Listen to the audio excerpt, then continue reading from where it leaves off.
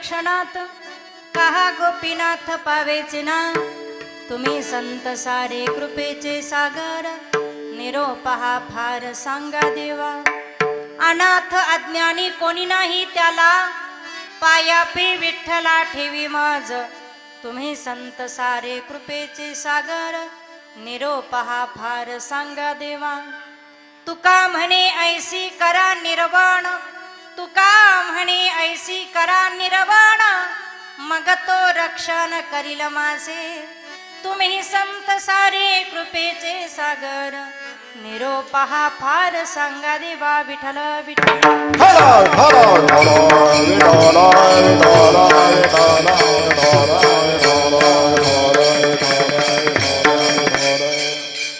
महायोग पीठे तटी भीमरथ्यम वरम पुंडरीकाय दातुं मुनीन्द्रे समागत्य तिष्ठन्तमानन्द कंदम परब्रह्मलिंगम भजे पांडुरंगम पांडुरंगा करू प्रथमना पांडुरंगा करू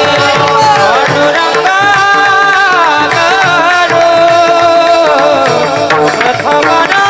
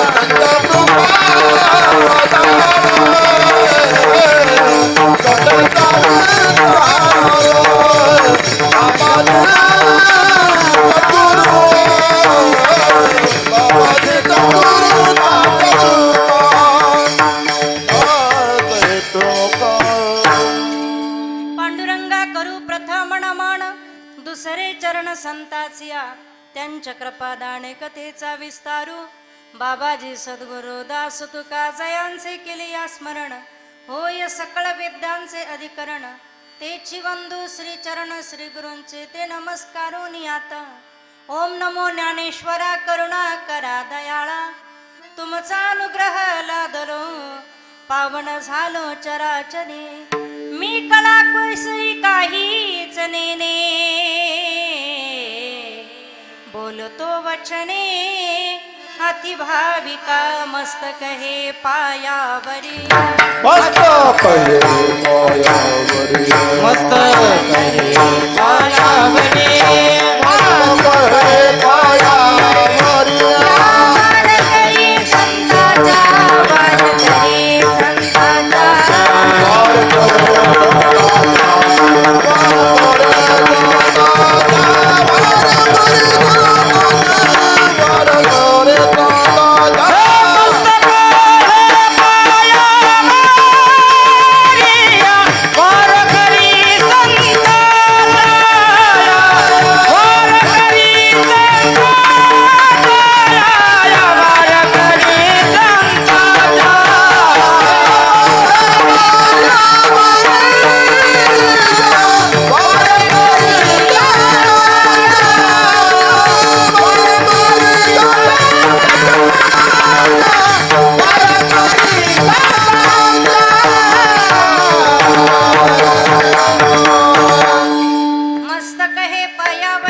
वारकरी संताचा गुरुर ब्रह्मा गुरुर विष्णू गुरुर देव महेश्वरा गुरुर साक्षात परब्रह्म तस्मै श्री गुरुवे नमः. गुरुक्षेत्र गुरुदेवता गुरुमाता गुरुपिता जो गुरु पूजे परोता मार्गुनेने विठ्ठल विठ्ठल.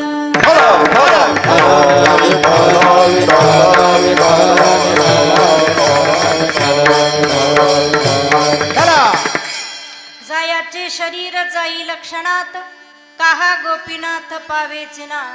तुम्ही संत सारे कृपेचे सागर निरोपहा फार सांगा देवा. प्रस्तुत प्राप्त स्थळी प्राप्त प्रसंगी ईश्वर चिंतनासाठी निवडलेला अभंग. भारतभूमीचे चिरंतर सौभाग्य तत्वज्ञानाधिष्ठित सिद्धांत धर्म व आदर्शाचे स्थान सकल कंठ विभूषित वैराग्याचे महामेरू वारकरी संप्रदायाच्या कळसस्थानी असणारे जगतमान्य जगद्गुरु तुकोबारायांचा 4 चरणाचा उत्कृष्ट आणि निर्वाण प्रसंगाचा अभंग आहे. विठ्ठल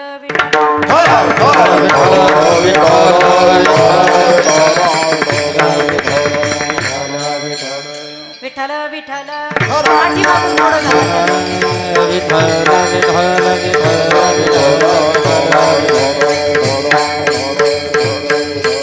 अभंग अतिशय सुंदर साधा सरळ आणि सोपा आहे. अभंगाचा अर्थही तुम्हा सर्वांना कळेल आणि पटेल असा आहे. शरीर जाणार हे सत्य आहे, पण कधी जाणार माहीत नाही. जगद्गुरु तुकोबाराय भगवान परमात्म्याला हाक मारतात. जायाचे शरीर जाई लक्षणात काहा गोपीनाथ पावेचे ना. रात्रंदिवस हाक मारूनही देव तुकोबारांना न्यायला येत नाही. त्यावेळेला तुकोबाराय संत महात्म्यांकडे जातात.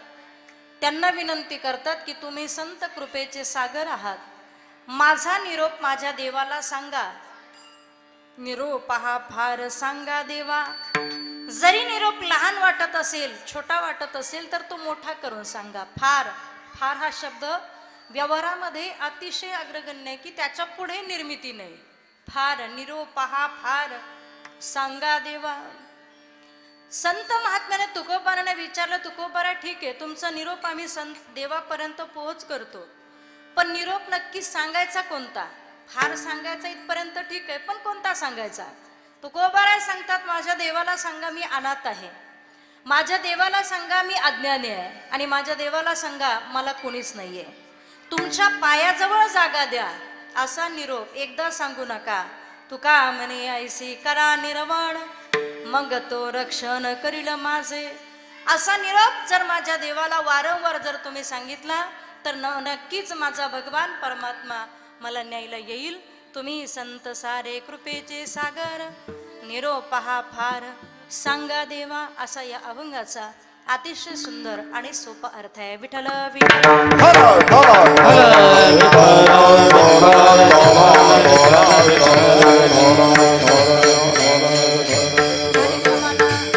आरंभ करण्याच्या पूर्वी अल्पसा परिहार द्यायचा तो असा की आज या ठिकाणी कैलासवासी गंगा भागीरथी प्रातस्मरणीय अनुसया शंकर गवारे यांच्या प्रथम पुण्यस्मरणाच्या निमित्ताने या गवारे परिवाराच्या वतीने आदरणीय आईसाहेबांच्या पश्चात श्री संजयजी शंकर गवारे त्यांचा मुलगा, त्याचप्रमाणे गंगा भागीरथी शोभाताई बापूसाहेब शिंदे त्यांची मुलगी, त्यांचे पुतणे आहेत माधव असेल, पांडुरंग दादा असेल, संपत दादा असेल, दशरथ दादा असेल, गबाजी दादा असेल, विकास दादा असेल, त्यांचे पुतणे भगवान लक्ष्मण दादा असेल किंवा सुभाष असेल, शिवाजी असेल किंवा त्यांची पुतणी रखमाबाई असतील, त्याचप्रमाणे श्री नातू मनोज दादा असतील. असा हा सुंदर असणारा परिवार. आणि या परिवारातून गेल्या 1 वर्षापूर्वी आईसाहेबांचं निधन झालं. त्यांच्या पश्चात जगद्गुरु तुकोबाराय म्हणतात, पिंड पदावरी दिला आपुलिया करी. मी पिंडदान केलं आणि त्याचं महत्त्व मला माझे झाले गैवर्जन, फिटले पितरांचे ऋण. पितरांचं ऋण फिटल्याचं एक वेगळ्या प्रकारचं समाधान माझ्या जीवनामध्ये मला वाटलं, आणि हे समाधान तुम्हा आम्हा सर्वांना मिळावं याच्यासाठी श्राद्ध. विठ्ठल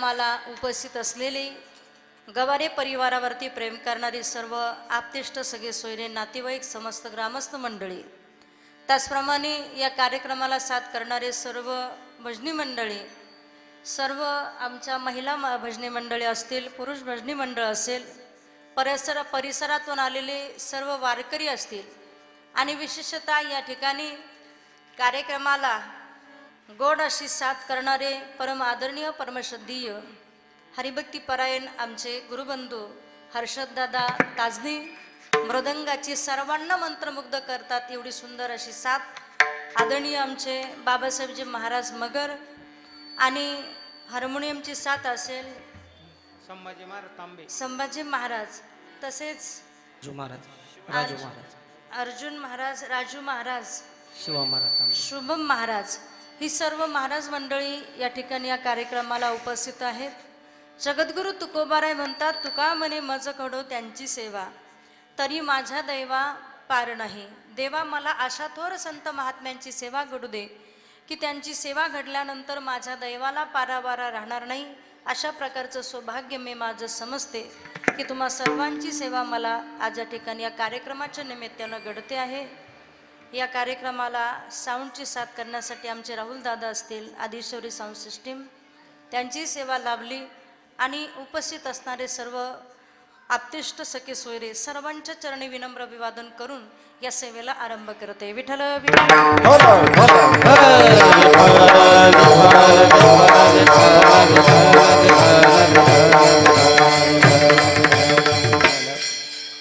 प्रथम बऱ्याचदा लोक श्राद्ध म्हणजे अंधश्रद्धा म्हणतात. वास्तविकता श्राद्ध म्हणजे अंधश्रद्धेचा भाग नाही, हा श्रद्धेचा भाग आहे. की ज्या व्यक्तीनं आपल्यावरती उपकार केलेत, जन्म देण्याचे उपकार केलेत, संस्काराचे उपकार केलेत, कष्टाचे उपकार केलेत, विशेष उपकाराचे अनेक प्रकार आहेत. या व्यक्तीनं आपल्यावरती जे जे काही उपकार केलेले आहेत, या उपकारातून उतराई होण्यासाठी केला जातो अगदी छोटासा प्रयत्न म्हणजेच श्राद्ध आहे. विठ्ठल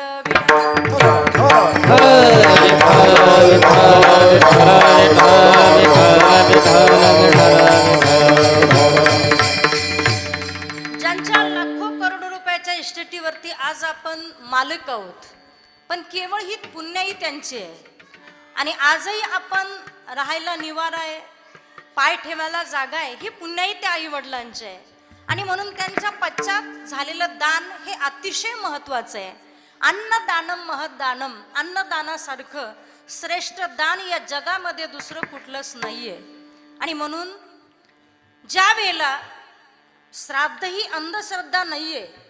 रामायणामध्ये घडलेला इतिहास आहे की रामायणामध्ये पहिलं पिंडदान हे सीतेनं केलेलं आहे.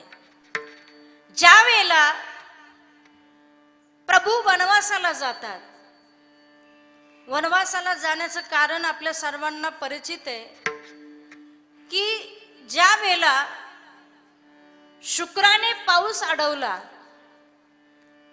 आणि राजा दशरथाने ते शुक्रासोबत आक्रमण करायचं ठरवलं, युद्ध करायचं ठरवलं. ते युद्ध करत असताना राजा दशरथाला पराजित होण्याची वेळ येऊ लागली. राजाच्या रथाचं आग मोडलं होतं आणि एकीकडे बघावं तर युद्ध पराजित होण्याची वेळ आलेली होती. अशा वेळेला धर्मपत्नी कैकेयीने हे दृश्य पाहिलं आणि कैकेयी धावत आली, त्या रथाला आपल्या हाताच्या साह्यानं मदत केली आणि स्वामी सांगितलं तुम्ही लढा, युद्ध जिंका. आनंद झाला दशरथाला की आता कुठेतरी जीवात जीव आलाय की युद्ध पराजित होण्याची वेळ येऊ लागली होती, पण कैकेयीनं सहाय्य केलं. ठीक आहे, जेव्हा राजा दशरथ ते युद्ध जिंकतात, विजयी होतात आणि हे विजयी झालेल्या नंतर विजयाचा सत्कार समारंभ, राजाचं आदरातिथ्य स्वागत संपूर्ण नगरी, संपूर्ण प्रजा त्या ठिकाणी करायला लागू लागली. त्यावेळेला राजा दशरथ कैकेयीकडे पाहतात आणि राजांच्या डोळ्यातनं अश्रू येतात. कैकेयीला म्हणतात, कैकेयी आज हा जो विजयाचा दिवस मी पाहत आहे, हे श्रेय माझं मला नाही, तर हे श्रेय तुला आहे. हा विजय तुझा आहे, आज हा सन्मान तुझा आहेस. आणि म्हणून राजा दशरथाने कैकेयीला त्यावेळेला विचारलं की सांग कैकेयी, तुला काय पाहिजे ते माग. कैकेयी म्हटली, स्वामी मला आता नको, वेळ येईल त्यावेळेला द्या, जेव्हा मी मागेल त्यावेळेला मला द्या. आणि मग प्रश्न किंवा घटना अशी घडली की जेव्हा उद्याकडे राम राज्याभिषेक होणार आहे आणि आदल्या दिवशी कैकेयी राजा दशरथाच्या महालाकडे जाते आणि राजा दशरथाला म्हणते, स्वामी आठवतंय का, स्वामी आठवतंय का की ज्या वेळेला तुम्ही युद्ध जिंकलात त्यावेळेला तुम्ही म्हणालात होता की कैकेयी सांग तुला काय मागायचं ते माग, तुला काय हवंय ते माग. आठवतंय का स्वामी तुम्हाला, मी सांगितलं होतं ना की वेळ येईल त्यावेळेला मी 2 वर मागेल आणि आता ती वेळ आलेली आहे. राजा दशरथ कैकेयीला म्हणतात, कैकेयी मी नाही कुठे म्हटलो, माग, तुला काय मागायचं ते माग. कैकेयी राजा दशरथाला म्हणते, राजा उद्याकडे राम राज्याभिषेक होणार आहे. हो कैकेयी, खूप आनंदाचा दिवस आहे, उद्या माझा राम राजगादीवरती बसणार आहे.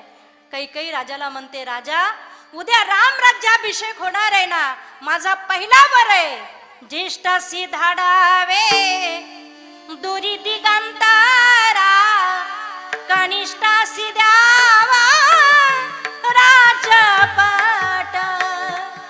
ज्येष्ठाला मोठ्याला वनवासाला धाडा, प्रभू रामरायांना वनवासाला पाठवा आणि भरताला राजगादी द्या. पहिलं वचन. दुसरं वचन, कैकेयी मागते पहाडासारखा राजा पण धाडकन खाली कोसळतोय. काय मागते कैकेयी, तू शुद्धीवर आहेस का. हो स्वामी शुद्धीवर आहे, मला माझे वर पाहिजे. बऱ्याचदा लोक काय म्हणतात की राजा दशरथासारखा राजा असूनही शेवटी बायको समोर काही चाललं नाही, मागितलं ते देऊन टाकलं. पण नाही, रघुकुल घराण्याचा तो रीतिरिवाज होता. रघुकुल रीत सदा चली आई, रघुकुल रीत सदा चली आई, प्राण जाए लेकिन वचन न जाए, प्राण जाए लेकिन वचन न जाए, वचन न जाए, वचन न जाए. रघुकुल घराण्याचा रीती रिवाज होता, प्राण सोडून देतील पण दिलेलं वचन शब्द आहे, दिलेला शब्द पुन्हा परत पाठीमागे घेत नव्हते. आणि मग दुसऱ्या दिवशी राम वनवासाला जात आहेत, सोबत सीता मैया आहे, लक्ष्मण भैया आहे, वनवासाला जात आहेत. पण एक दिवस आपल्या मुलाचा विचार करत करत राजा दशरथ अन्न पाण्याचा त्याग करू लागले. दुर्दैव एक दिवस असा उगवला, राजा दशरथाने आपला देह ठेवला. राम राम म्हणता ज्यांनी आपला देह ठेवला आणि आपले वडील आपले पिताश्री गेल्याची बातमी राजा रामचंद्र प्रभूंना समजली. पण वचन दिलंय, प्राण जाए लेकिन वचन न जाए. अरे मी माझ्या बाबांना वचन दिलंय, मी वनवास स्वीकारेल, पण आता वनवासातून रिटर्न गेलो तर वचन मोडल, आणि नाही गेलो, विधी नाही केला, कृतज्ञता नाही व्यक्त केली तर हाही एक अन्याय ठरेल, नाही का. आणि मग प्रभू आहे त्याच ठिकाणी आपल्या वडिलांच्या प्रीत्यर्थ पिंडदान करायचं ठरवतात. काही सामग्री आणायला प्रभू जात आहेत, थोडासा उशीर होऊ लागला. सीता मैयानं आहे त्या स्थितीमध्ये पिंडदान केलं. पिंडदान झालं, प्रभू सामग्री घेऊन आले. आल्यानंतर सीता मैयानं सांगितलं, प्रभू स्वामी मी पिंडदान केलं बरं. रामचंद्र प्रभू म्हटले, सीते तू पिंडदान केलं ठीक आहे, पण याला साक्षीदार कोण आहे, कोणीतरी साक्षीला असावं ना, कोण साक्षीदार आहे. त्यावेळेला सीता मैया जवळ असणाऱ्या तुळशीला विचारतात की तुळशी मैया तुझ्या साक्षीनं मी पिंडदान केलंय, प्रभूंना सांग की सीतेनं पिंडदान केलं म्हणून. झालं काय, ती तुळस खोटं बोलली. मला नाही माहिती म्हणे सीते तू पिंडदान केलं की नाही, याला मी साक्षीदार होणार नाही. सीतामैयांना राग आला. अरे खरं असून खरं बोलायला घाबरतेस, खरं असूनही सांगत नाही. वाईट वाटलं, राग आला. रागाच्या भरात सीतामैया त्या तुळशीला शाप देतात की जा, जरी तुला या मृत्यूलोकामध्ये मान सन्मान असेल, तुला पवित्र मानलं जात असेल, आजही तुम्ही पहा तांब्याभर पाणी आणि त्याच्यामध्ये जर एक तुळशीचं पान टाकलं तर ते पाणी राहत नाही, ते काय होतं, तीर्थ तयार होतं. एवढी शुद्धता, एवढा पवित्र भगवान पांडुरंग परमात्म्याचं स्नान झाल्यानंतर पहिली माला परिधान केली जाते. कोणती? तुळशी माळा.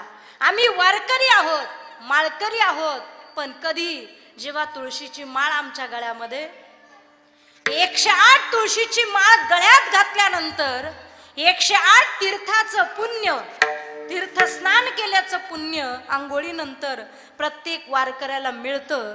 एवढं पवित्र असणारं वृक्ष, पण त्याला शाप आहे. तुम्ही पहा आजही बघा, सीतामैयानं शाप दिलाय की तुला योग्य ते स्थान मिळणार नाही, जा, शाप आहे. आणि तो शाप तुम्ही पहा की जी तुळस आपण वृंदावनामध्ये लावतो दारासमोर, त्या तुळशीला रोज नियमानं आपण पाणी घालतो, पूजा करतो, आणि त्याच तुळशीची मंजुळा वाऱ्याच्या वेगानं उकिरड्यामध्ये उडून जाते, वाऱ्याच्या वेगानं घाणेत उडून जाते, घाणेतही ती उगवली जाते, उकिरड्यातही ती उगवली जाते. आता मला एक सांगा, ज्या तुळशीला रोज आपण पाणी घालतो, पूजा करतो, ती एवढी टवटवीत नाहीये एवढी उकिरड्यावरची तुळस टवटवीत आहे. जिला रोज पाणी घालून पूजा करतो ती एवढी टवटवीत नाही, तेवढी घाणीतली तुळस टवटवीत आहे. तिला स्थान नाहीये. हा सीतामैयानं तिला दिलेला शाप आहे. त्याच्यानंतर सीतामैया दुसरा साक्षीदार घेतात, गोमाता. जवळ असणाऱ्या गोमातेला विचारतात, सांग ना गोमाता, प्रभूंना की सीतेनं पिंडदान केलं म्हणून.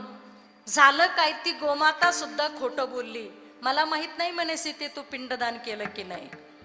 वाईट वाटलं. अगं तुझ्या उदरामध्ये 33 कोटी देवतेचं वास्तव्य आहे. तुझ्या दर्शनाने 33 कोटी देवतेच्या दर्शनाचं पुण्य मिळतं, आणि एवढं पवित्र स्नान, एवढं पवित्र स्थान तुला आहे, तरी खोटं बोलतेस. वाईट वाटलं. रागाच्या भरामध्ये सीतामैया तिला सुद्धा शाप देतात, जा, तुझी तोंडाकडनं कुणी पूजा करणार नाही. कारण ज्या तोंडानं तू खोटं बोललीस त्या तोंडाकडनं तुझी कुणी पूजा करणार नाही. तुझी पूजा पवित्र जर मानायची असेल तर ती गोमुखाकडनं. म्हणून आजही तुम्ही पहा, गाईचं शेण पवित्र आहे, गाईचं दूध पवित्र आहे, गाईचं गोमित्र पवित्र आहे, आणि गाईचं गोमुख दर्शन पवित्र आहे. हा सीतामैयानं तिला दिलेला शाप आहे. विठ्ठल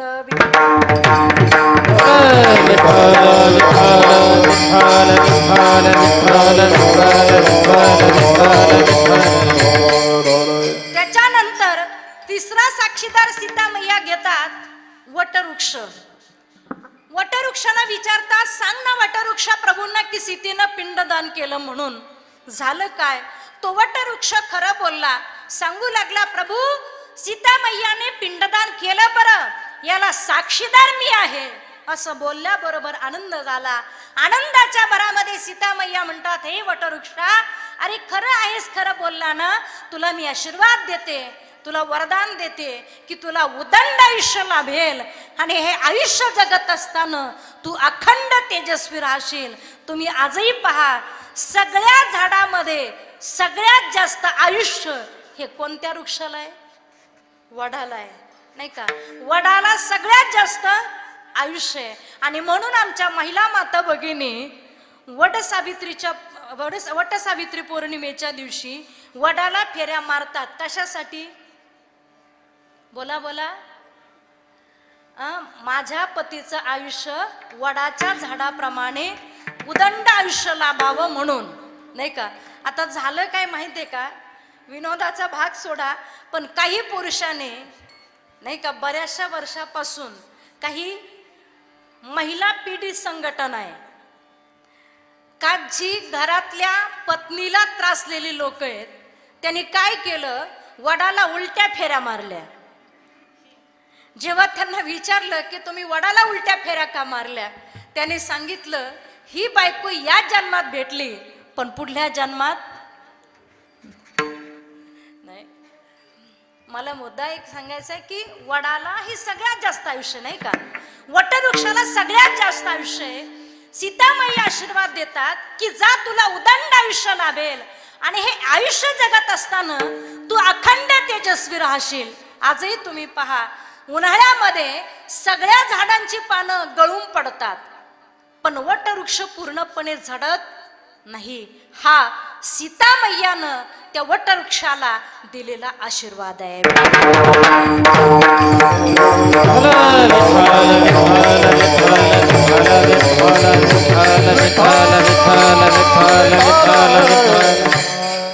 मला मुद्दा एक सांगायचा की रामायणामध्ये पहिलं पिंडदान ही सीतामय्यानं आपल्या सासऱ्याच्या प्रित्यर्थ केलं. म्हणून आज अशी वस्तुस्थिती समाजामध्ये आहे की बापाचा दावा कधी येतो, बापाचा दावा कधी येतो हे सुद्धा काही काही महाशयांना माहीत नसतं. वस्तुस्थिती आहे बरं. हे मी एका ठिकाणी कीर्तनाला गेले, एक जण म्हटलं महाराज आमच्या म्हाताऱ्याच्या श्राद्धाला तुम्हालाच यावं लागतं. म्हटलं ठीक आहे तारीख सांगा. म्हटलं तारीख वगैरे ते आम्ही नाही, तुमचं तुम्ही बघा. अहो म्हटलं वडील तुमचे, तारीख मी कशी सांगणार. नाही नाही म्हणे ते तुमचं तुम्हीच सगळं पॅकेज घ्या म्हणे, सगळे उक्त्यामध्ये या. म्हटलं अहो मला कसं. तेवढ्यात त्याची बायको आली, ती म्हटली ताई मी सांगू का. म्हटलं सांगा. मला वाटलं निदान मुलापेक्षा सून भाग्यवान असेल.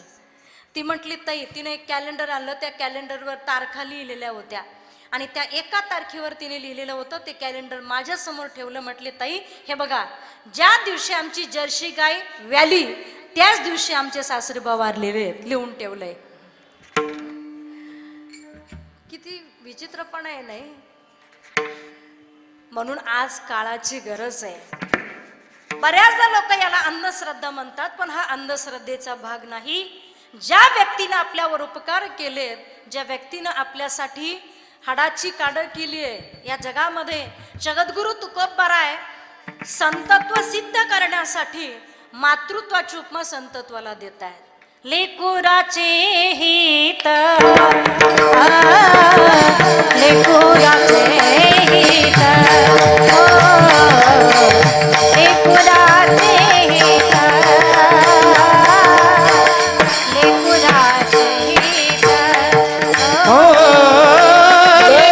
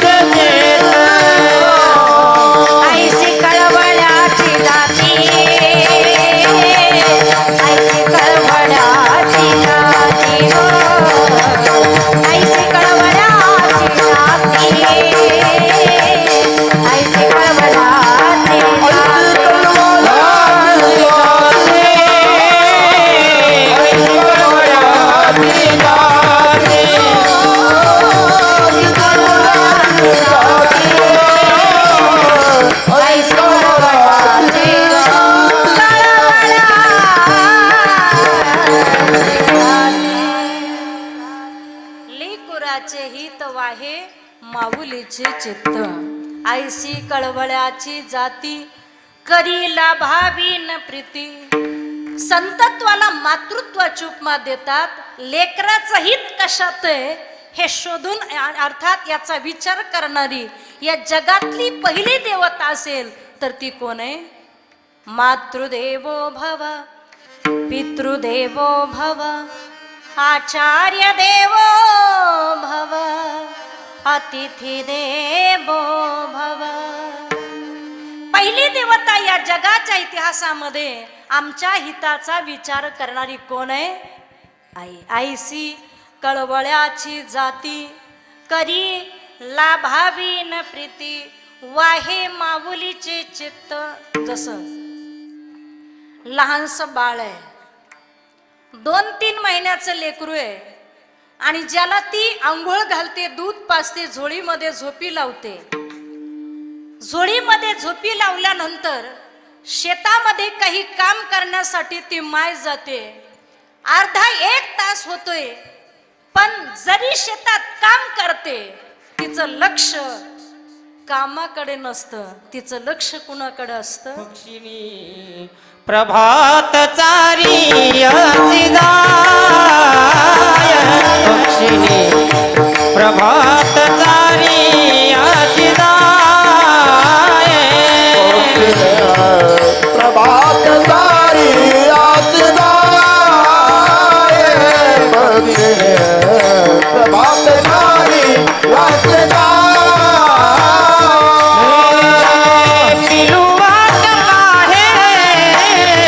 पिलुवात पाहे उपमाची, पक्षिणी प्रभात चारी अतिदाय, पक्षिणी प्रभात चारी अतिदाय.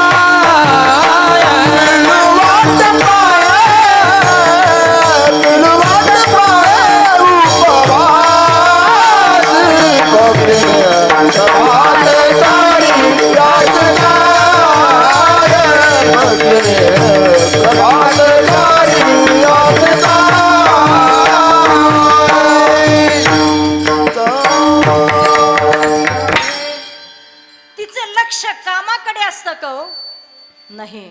तिचं लक्ष आपल्या लहानशा 4 महिन्याच्या 3 महिन्याच्या बाळाकडे असतं की आता माझं लेकरू उठल का, माझं लेकरू रडल का, त्याला कोणी बघल का. हे लक्ष सतत तिच्या अंतःकरणामध्ये तेवढेच विचार असतात.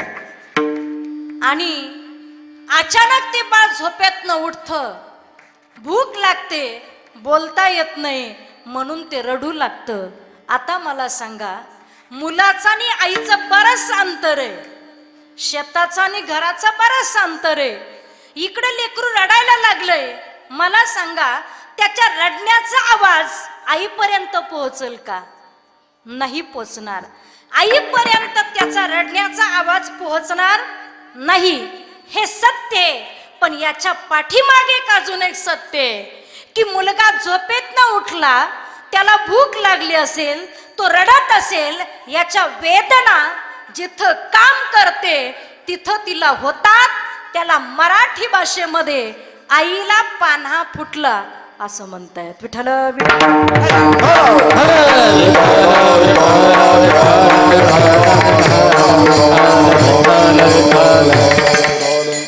आणि म्हणून वाहे माऊलीचे चित्त ऐसी कळवळ्याची जाती करीला भावीन प्रीती. पोटी भारव आहे त्याची सर्वस्व हिस आहे, त्याची सर्वस्व हिस आहे. ऐसी कळवळ्याची जाती करी लाभावीन प्रीती. या जगामध्ये मातृशक्ती फार मोठी आहे. माणसाला जीवनामध्ये घडणारे 16 संस्कार आहे, त्यातला शेवटचा संस्कार अंत्यसंस्कार. अंत्यसंस्कार झाला की दुसऱ्या दिवशी लोक सावडण्यासाठी जातात, राख सावडण्यासाठी. राख सावडण्यासाठी गेल्यानंतर त्या राखेमधून काय उचलून आणतात तो? हस्ती उचलून आणतात. जिथं त्या हस्तीचं पाणी होईल तिथं त्या विसर्जित केल्या जातात. आता मला सांगा, एवढ्या मोठ्या माणसाला जाळायला लाकूड किती वापरतात? 9 मन, नाही का? 9 मन लाकडामध्ये हे शरीर ठेवलं जातं आणि एवढ्या मोठ्या प्रखरत्या अग्नीतून हाडच का बरं शिल्लक राहतात? नाही, ज्या अग्नीने सोन्यासारख्या धातूला वितळवलं जातं, ज्या अग्नीने चांदीसारख्या धातूला आकार दिला जातो, ज्या अग्नीने नाही जंगल जाळली जातात, त्या अग्नीने साधी गोष्ट माणसाची हाडं का जळत नाही? तर याचं उत्तर, माणसाची हाडं, माणसाच्या हस्ती या आईनं पाजलेल्या दुधावरती मजबूत झालेले असतात. आईच्या दुधापासून त्याला मिळालेलं जबरदस्त कॅल्शियम असतं आणि ते जाळण्याची ताकद परमेश्वराने अग्नीला सुद्धा दिलेली नाही. आईसी कळवळ्याची जाती कधी लाभाविन प्रीते. परमेश्वराने स्त्रीला घडवत असताना किती मोठा चमत्कार केलेला आहे, नाही? की स्त्री जीवनामध्ये जो त्याग आहे, या गवारे परिवाराची आदर्श सून बनणं, आईसाहेबांचं ज्या कालावधीमध्ये लग्न झालं असेल, लग्न झाल्यानंतर माहेरकडून सासरी आल्या, बापाचं नाव काढलं, आदरणीय शंकरदादांचं नाव त्याच्या पाठीमागे लागलं. या गवारे परिवाराच्या आदर्श पत्नी त्या झाल्या, गवारे परिवाराच्या आदर्श सून त्या झाल्या, आदर्श आई त्या झाल्या, आदर्श सगळी नाती, मग ते मामी असेल, चुलती असेल, आजी असेल, सगळी नाती प्रामाणिकपणे निभावण्याचं आयुष्यभर ज्यांनी काम केलं आणि काही कालावधी आयुष्य जगून नंतर आपण स्वतः या इहलोकीचा निरोप घेऊन ते निघून गेल्या.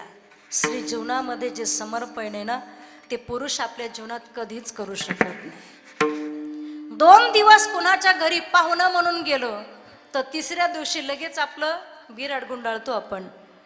पण मला सांगा, जिला कायमचं सगळं सोडून यायचंय, ना आई ना वडील, या सगळ्या नात्यांना सोडून एका विशिष्ट अनोळखी परिवारात येऊन, अनोळखी व्यक्ती सोबत राहून आपुलकीची नाती निर्माण करायचे, किती मोठं समर्पण आहे तिच्या जीवनातलं.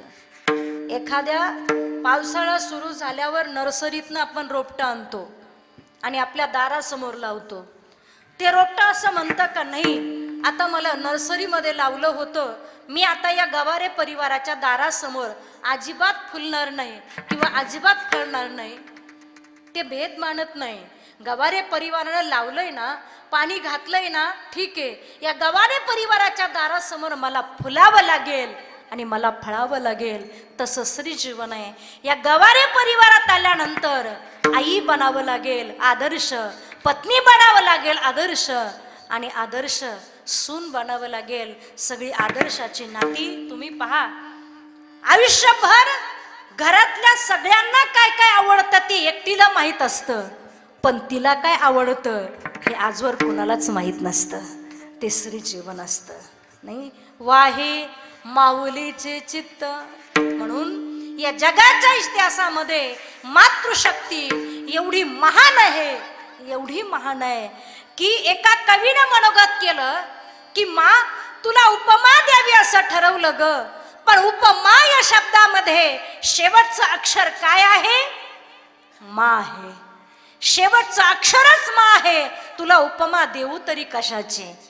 वाटलं मनात विचार असा आला की तुला उपमा देऊ तर गुलाबाच्या फुलाची. गुलाबाच्या फुलाची उपमा द्यावी असं ठरवलं, पण नंतर असा विचार केला की गुलाबाच्या फुलाला स्पर्श करण्याच्या अगोदर काट्यांशी संघर्ष साधावा लागतो. तुझं जीवन त्या काट्यांच्या विरहित सुंदर आहे, म्हणून गुलाबाच्या फुलाची उपमा सुद्धा तुला कमी पडते.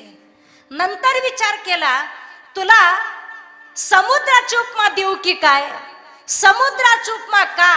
तर तो समुद्र अथांग आहे, विशाल गंभीर सागरम अथांग आहे, पण त्या समुद्रामध्ये घाणेरडं सांडपाणीही जातं, पवित्र नदीचंही पाणी जातं. घाणेरड्या सांडपाण्यालाही तो साठवतो, पवित्र नदीच्याही पाण्याला साठवतो. पण नंतर असा विचार केला की त्याचा सुद्धा दुर्गुण आहे. त्याच्या दुर्गुण कोणता आहे? साठवतो हे जितकं सत्य आहे, पण साठवलेल्या पाण्याला तो खारट करतो. हा त्याच्या जीवनातला फार मोठा दुर्गुण आहे. असं वाटलं की नाही, ती सुद्धा उपमा तुला कमी पडते. तुझा मुलगा, 2 मुलं आहे. एक मुलगा चांगला सुसंस्कारी आहे, पण एक मुलगा व्यसनी झाला.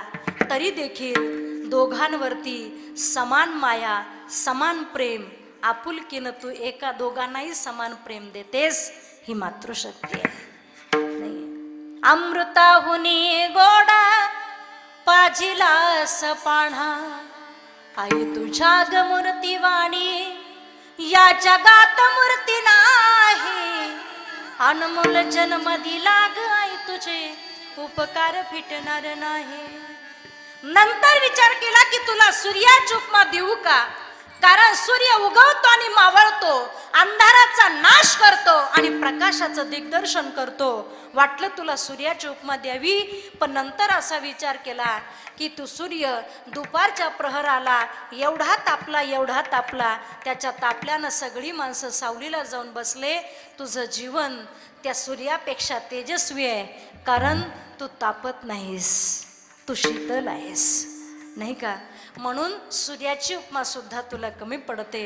अंधाराचा नाश करून अज्ञानरूपी अंधकारातून ज्ञानरूपी प्रकाशाकडे नेण्याची ताकद परमेश्वराने तुझ्यामध्ये दिलेली आहे. म्हणून या जगामध्ये मातृशक्ती ही महान आणि अग्रगण्य मानलेली आहे. विठ्ठल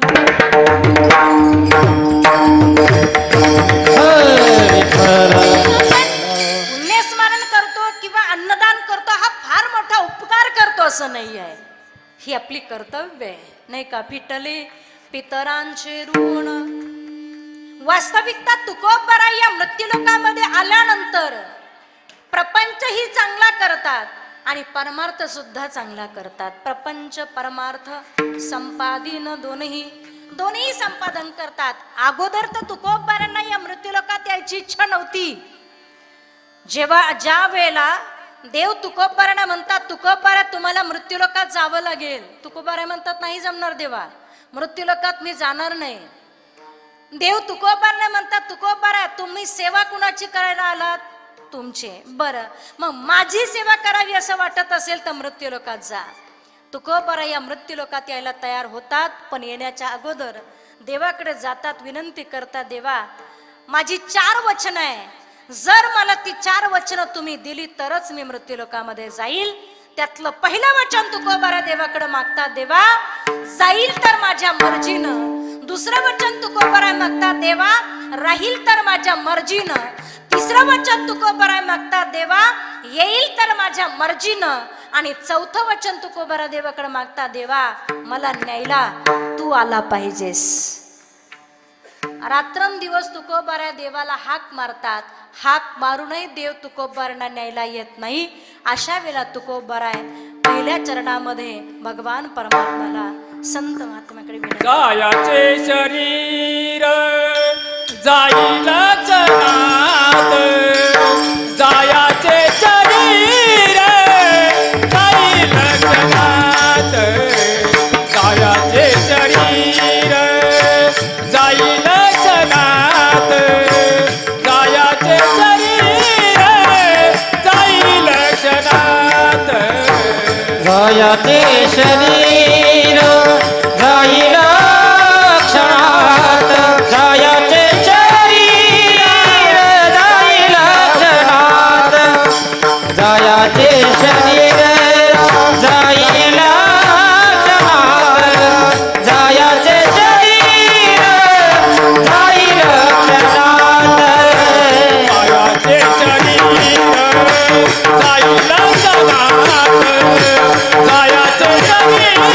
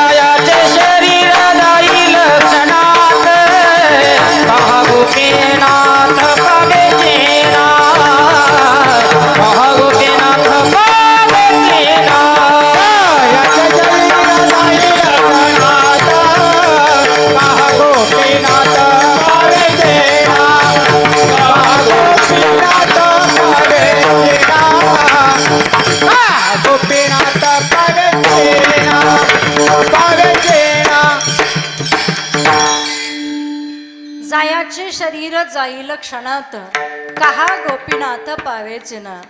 शरीर जाणार हे सत्य आहे. कधी जाणार आहे माहिती आहे का? इथं बसलेल्यापैकी कुणाला माहिती आहे का?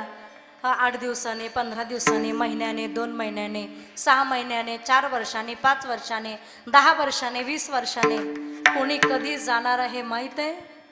नाही. क्या भरोसा है इस जिंदगी का, साथ देते नहीं है किसी का. शरीर जाणार हे सत्य आहे, पण कधी जाणार माहित नाही. नाथ महाराज म्हणतायत क्षणभंगूर नाही भरवसा, क्षणभंगूर नाही भरवसा. क्षणभंगूर नाही भरवसा, क्षणभंगूर नाही भरवसा. हरी सावध थोडा मायाशा, हरी सावध थोडा मायाशा. वरे सावध तोड माय आशा, वरे सावध तोड माय आशा. वही नसल मग पळपळ फाचा, पुढे हुशार थोडे आळसा.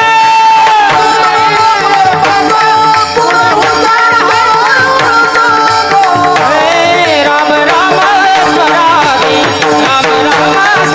स्मराले, राम राम स्मराले, राम राम स्मराले. राम राम स्वराले, राम राम स्वराले, राम राम स्वराले, राम राम स्वराले. ऐशवात आहे पहा, काळज पत सेवा. सोहिताचा घोर हा, जानी रहा श्रीहरीचा.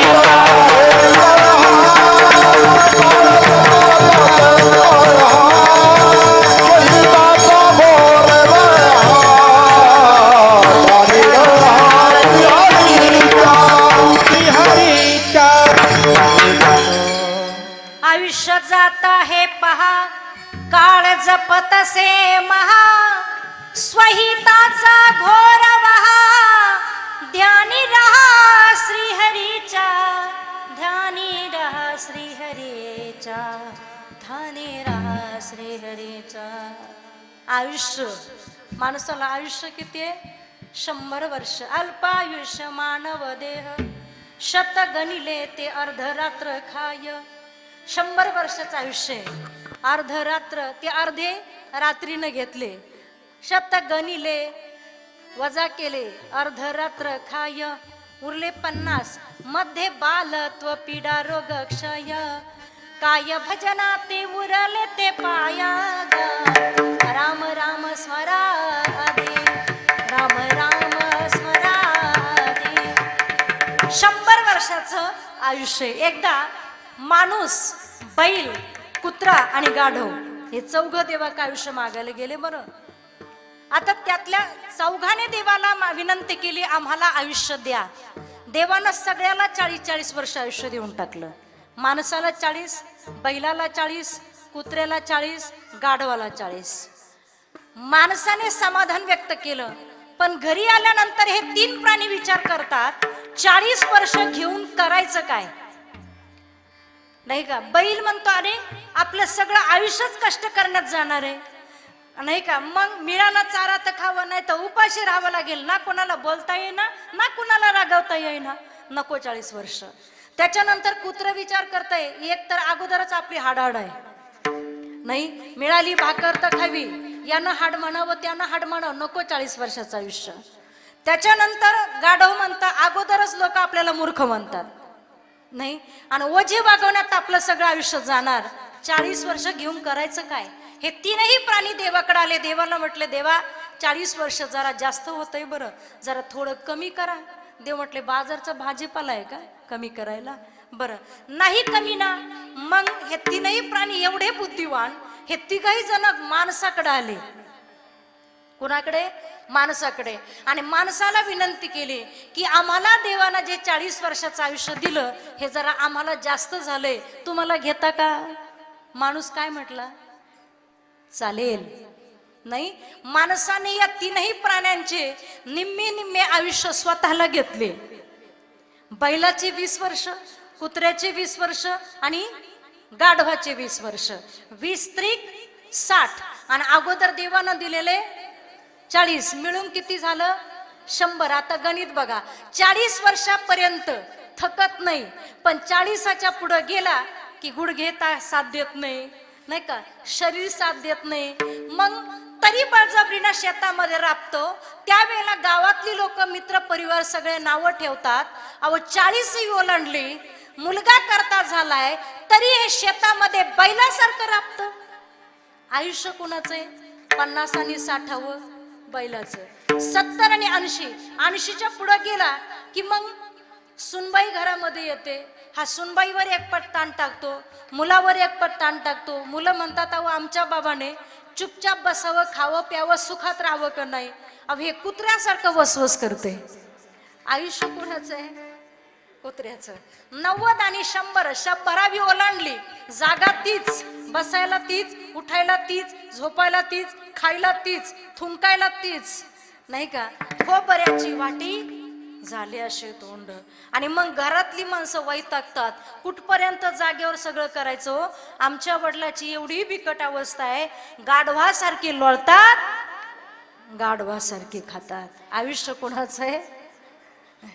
सावध सावधान वाचे वदा नारायण, सावध सावधान वाचे वदा नारायण, सावध सावधान वाचे वदा नारायण, सावध सावधान वाचे वदा नारायण, सावध सावधान, सावध सावधान वाचे वदा नारायण, सावध सावधान वाचे वदा नारायण, सावध सावधान वाचे वदा नारायण, सावध सावधान वाचे वदा नारायण, सावध सावधान वाचे वदा नारायण, सावध सावधान वाचे वदा नारायण, सावध सावधान वाचे वदा नारायण.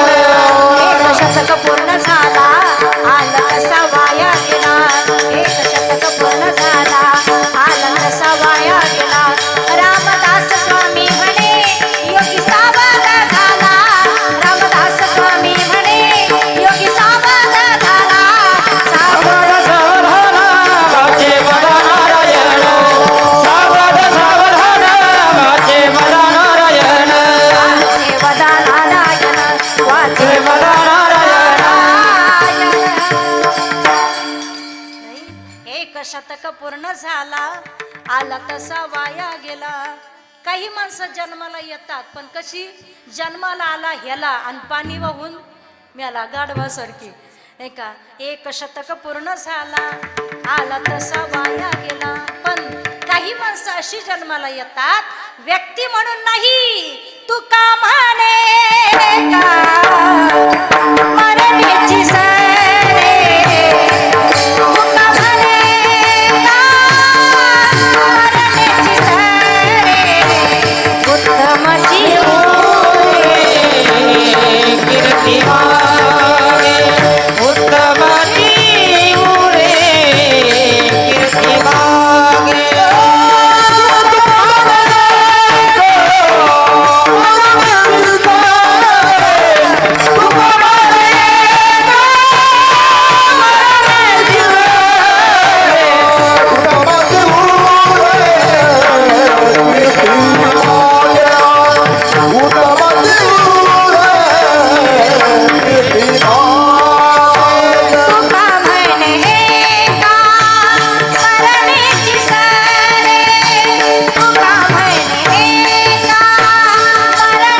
सरे, तुका म्हणे का मरण्याची सरे, तुका म्हणे का मरण्याची सरे.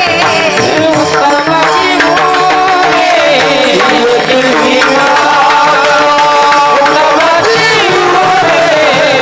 कीर्ती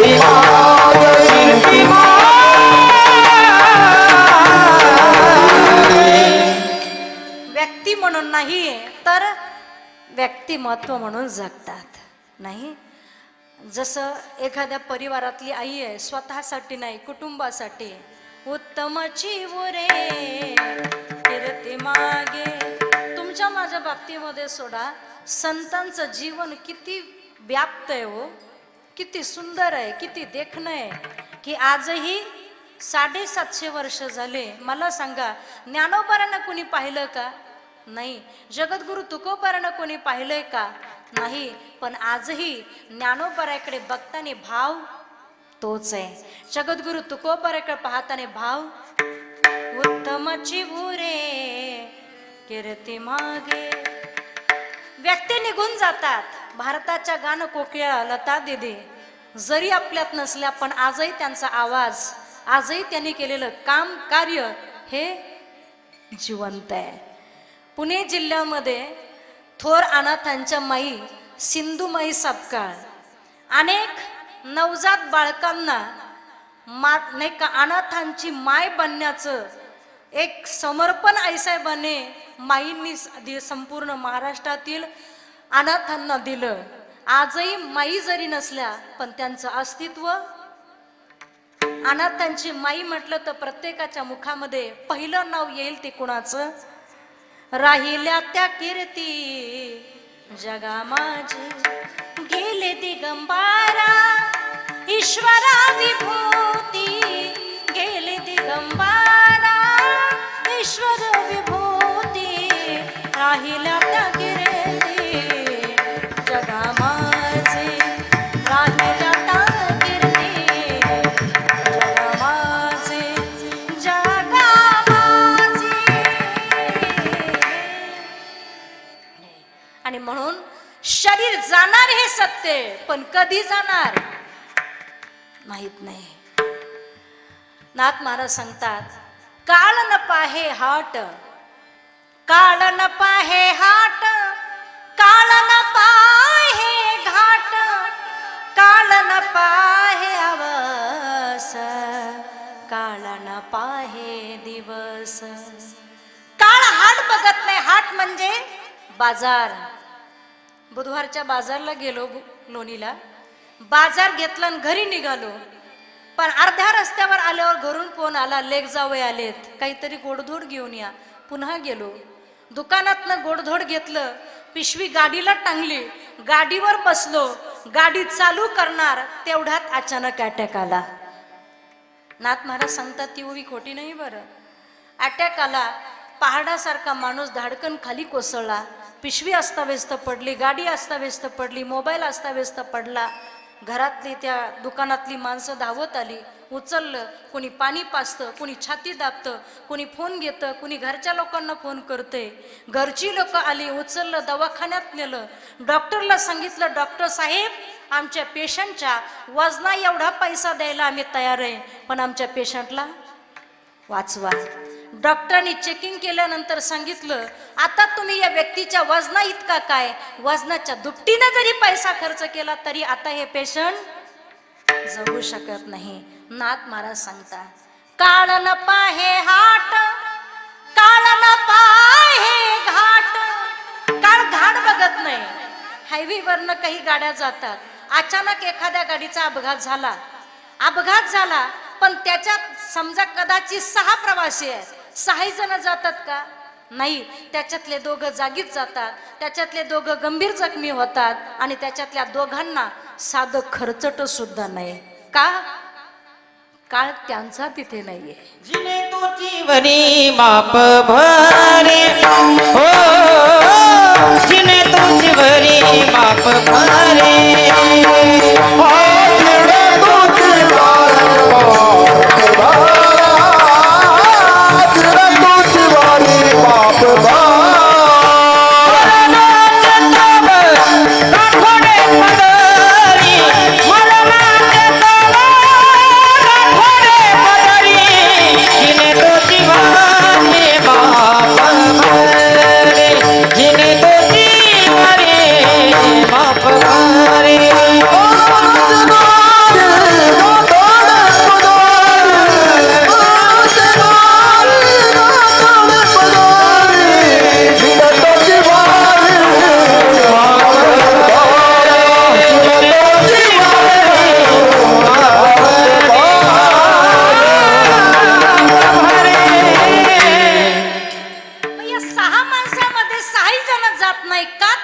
प्रत्येकाचा मृत्यू तिथं नाहीये.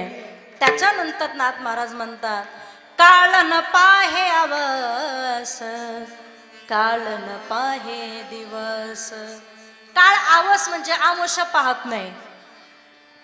बऱ्याचदा लोक प्रत्येक गोष्टीला मुहूर्त पाहतात. लग्न जमवायचं मुहूर्त, लग्न करायचं मुहूर्त, विहीर खांडायची मुहूर्त, घर बांधायचं मुहूर्त, गाडी घ्यायची मुहूर्त, प्रत्येक गोष्टीला मुहूर्त पाहतात. पण मला सांगा, आत्तापर्यंत जन्माला आणि मृत्यूला कुणी मुहूर्त पाहिला का? नाही. जिंदगी एक किराए का घर है, एक ना एक दिन बदलना पड़ेगा. जिंदगी जिंदगी जिंदगी एक किराए का घर है, एक ना एक दिन बदलना पड़ेगा. जिंदगी एक किराए का घर है, एक ना एक दिन बदलना पड़ेगा. जिंदगी एक किराए का घर है, एक ना एक दिन बदलना पड़ेगा. जिंदगी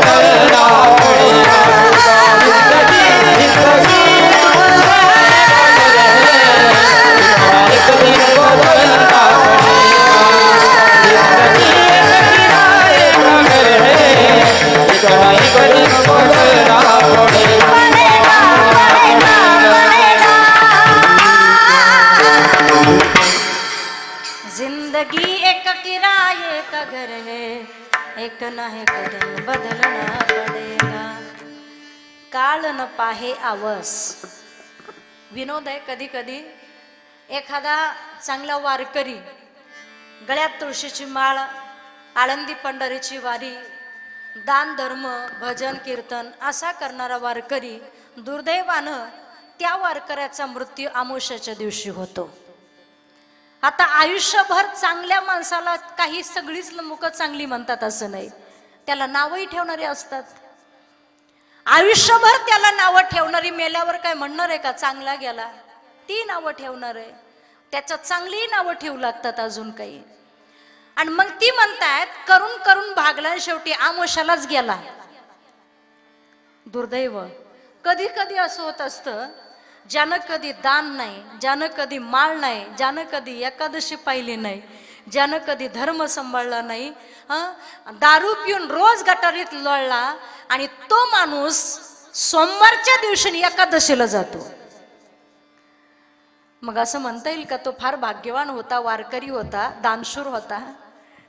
काळ आहे, गंमत आहे त्याची. काळ न पाहे आवस. बऱ्याचदा लोक आमोशाला वाईट म्हणतात, पण नाही, तो एक दिवस आहे, त्यालाही प्राधान्य द्या, त्यालाही महत्व द्या. तो वाईट नाहीये. काळी रात्र याचा अर्थ तो फार वाईट आहे असं नाहीये. कधी कधी एखाद्या कॉर्नरवर अपघात झाला, दुसरा झाला, तिसरा झाला, लोक म्हणतात ती जागा अशुभ आहे. नाही, कॉर्नर आहे, काळकुट्ट अंधार आहे, समोरचा अंदाज न कळल्यामुळं अपघात होण्याची शक्यता आहे. हा अंदाज समजत नाही, माणसं म्हणतात नाही तो दिवस वाईट आहे आमोशाचा. पण नाही, काळ न पाहे आवस, काळ न पाहे दिवस. काळ तुमच्या माझ्या जीवनातला दिवस ठरवत नाही. नाथ महाराज सांगतायत घडी घडी काळ घडी घडी काळ घडी घडी काळ वाट याची पाहे घडी घडी काळ घडी घडी काळ घडी घडी काळ वाट याची पाहे घडी घडी घडी घडी घडी घडी वाटयाची पाहे घडी घडी घडी घडी घडी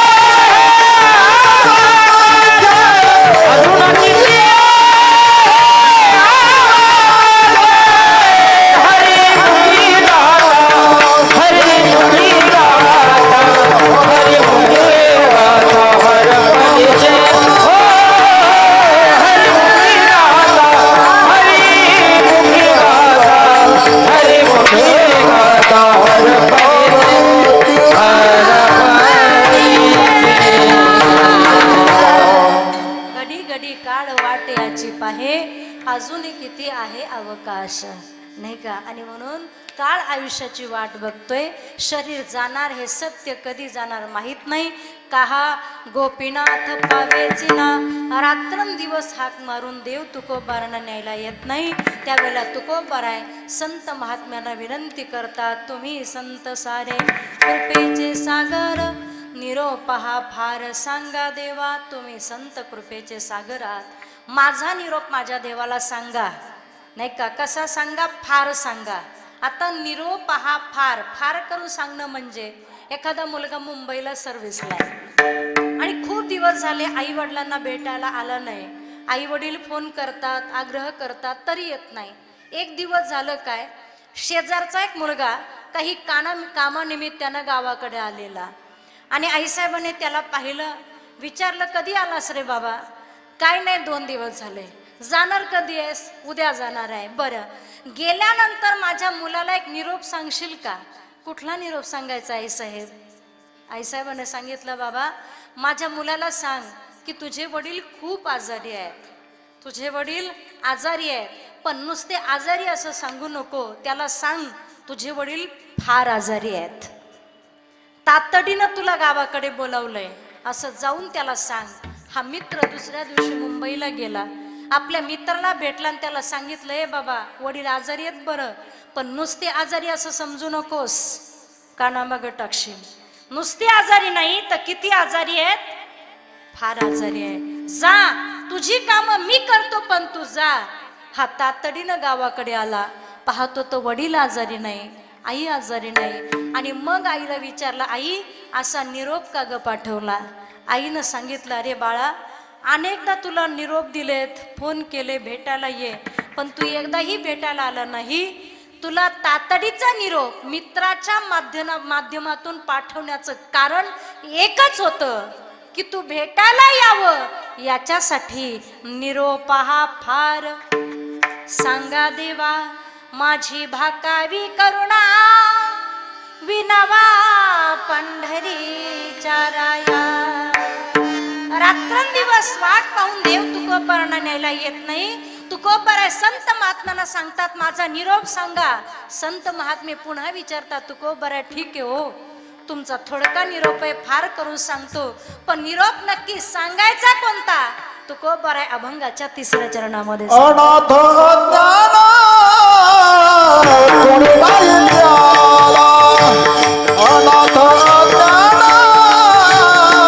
कोणी नाही द्याला, अनाथ ज्ञान कोणी नाही द्याला, अनाथ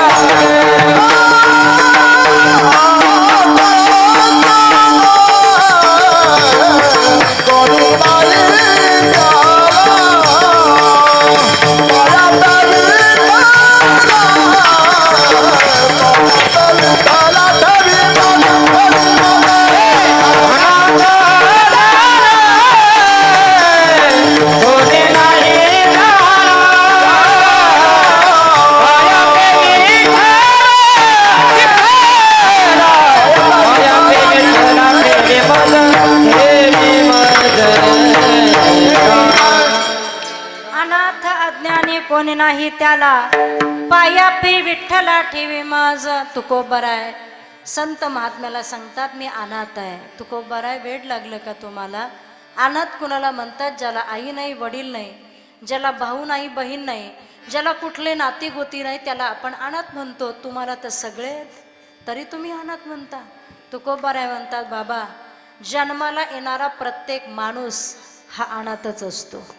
कारण तो येतानाही काही घेऊन येत नाही आणि जातानाही काही अनाथ. बरं ठीक आहे, तुकोबराय तुम्हाला अज्ञानी कसं म्हणता येईल? तुमचा गाथा तर 5वा वेद आहे. तुकोबराय म्हणतात माझा गाथा माझ्या माथ्यात घातला आणि त्यामुळं माझा माथा ठिकाणावर आला आणि त्या माथ्यातून गाथ्यासारखा ग्रंथ निर्माण झाला. मी अज्ञानी आहे. तुझी या सत्तेने वेदासी बोलणे, सूर्यासी चालणे तुझे आबळे, ऐसा तू समर्थ ब्रह्मांडाचा धनी, वर्म हे जाणोनी शरण आलो. अज्ञानी आहे. बरं मला कुणी नाही. कबीरदास म्हणतात संसारूपी भवसागरातनं जात असताना आई म्हणते मुलगा माझा, बाप म्हणतो मुलगा माझा, पत्नी म्हणते नाही का की सासरवाडीला गेल्यानंतर सासूबाई म्हणते जावई माझे, सासरीबा म्हणतात जावई माझे. पण ही नाती आहे कुठंतरी नष्ट होणारी आहे. पण आयुष्यामध्ये कबीरदास म्हणतात मी एकच नातं जपलं. कबीर कहे कमाल मेरा है, कबीर कहे कमाल मेरा है, ना कबीर कमाल का, ना कमाल कबीर का, ना कबीर कमाल का, ना कमाल कबीर का. ये तो हरि भजन करने का नाता है, तू काया नगर का सौदागर, तुझे अपनी वतन पे जाना है.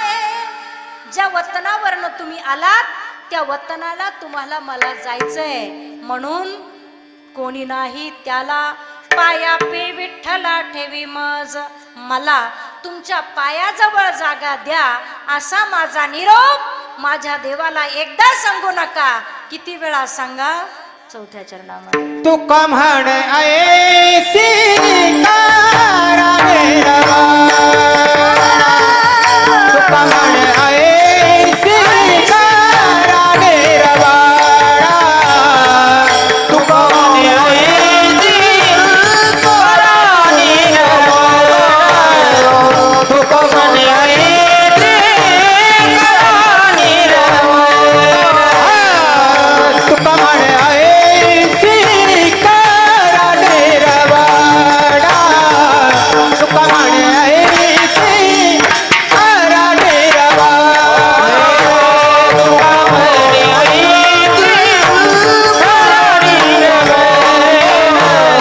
तुका म्हण ऐसी करा निरवा. मग चोरंजना करिला माझे, मग चोरंजना करिला माझे, मी संत सारे कृपे देणारा, तुम्ही संत सारे कृपे देणारा रे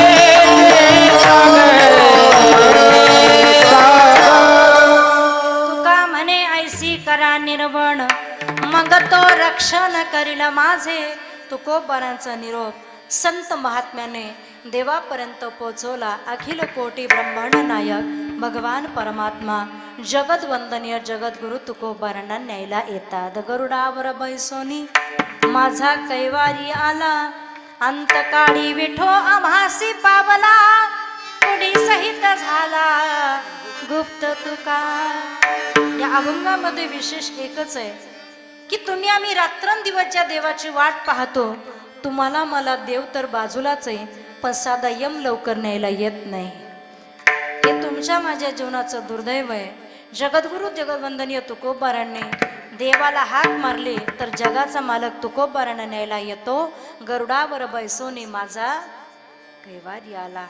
ही अलौकिकता. आणि म्हणून साधू ओळखावा मरणी, शूर ओळखावा रणी. साधूला मरणात आणि शूराला रणांगणात ओळखा. कसं तर भीत नाही आता आपुल्या मरणा. मरण आणि याला स्वतःच्या मरणाला बोलवण्याची ताकद ज्या संतांमध्ये आहे त्यांचं मोठ्या प्रेमाने भजन करा. विठोबा रखुमाई, विठोबा विठोबा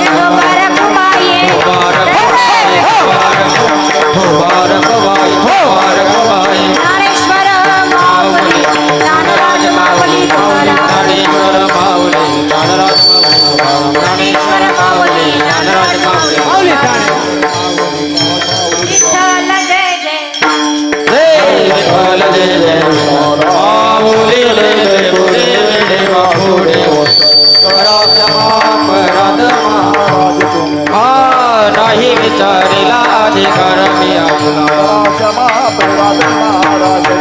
हे तुका म्हणे ज्ञानेश्वरा